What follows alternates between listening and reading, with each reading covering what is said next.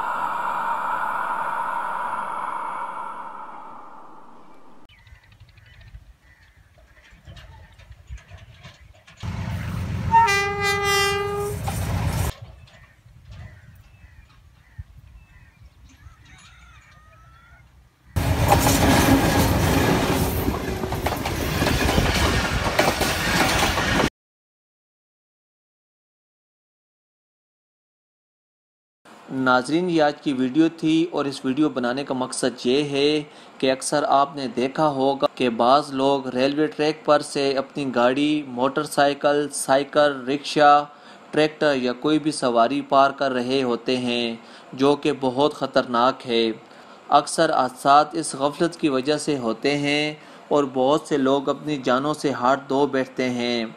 मेरी तमाम लोगों से गुजारिश है कि शॉर्ट रास्ता इख्तियार करने के चक्कर में वो ऐसी गलती हरगिज़ ना करें, बल्कि वो रास्ता इख्तियार करें जो गवर्नमेंट ने सवारी के चलाने के लिए बनाया है। वीडियो देखने का बहुत शुक्रिया। अल्लाह हाफिज़।